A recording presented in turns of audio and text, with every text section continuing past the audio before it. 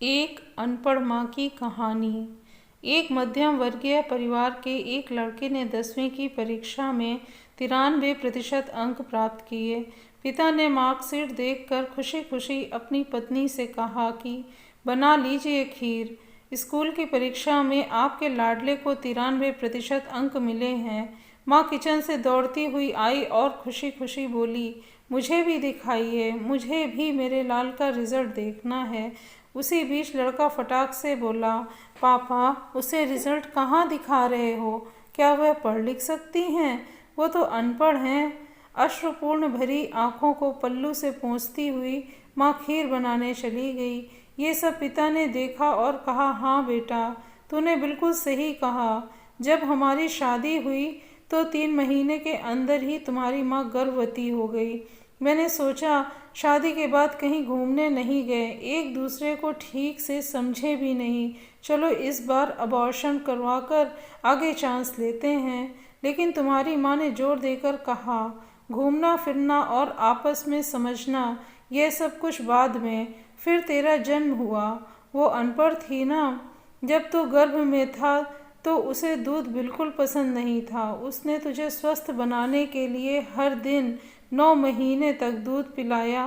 क्योंकि वो अनपढ़ थी ना, तुझे सुबह 7 बजे स्कूल जाना रहता था, इसलिए सुबह 5 बजे उठकर तेरा मनपसंद नाश्ता बनाती थी।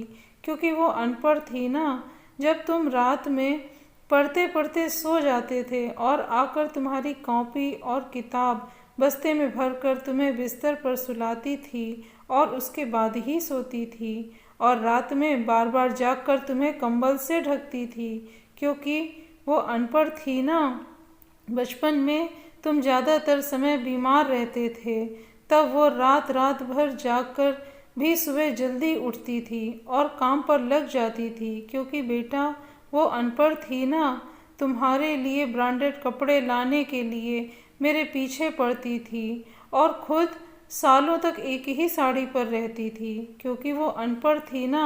ये सब सुनकर लड़का रोते रोते अपनी माँ से लिपट कर बोलता है, माँ, मुझे तो कागज़ पर 93% अंक मिले हैं, लेकिन आप मेरे जीवन को 100% बनाने वाली पहली शिक्षक हो। माँ, मैं आज भी अशिक्षित हूँ और आपके पास PhD के ऊपर भी उच्च डिग्री है।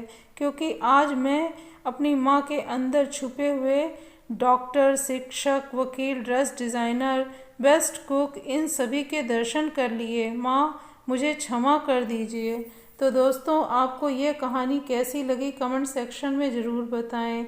ऐसी ही शानदार कहानियों के लिए मेरे चैनल को लाइक और शेयर करें। अगर चैनल पर नए हैं तो सब्सक्राइब करें। Thank you.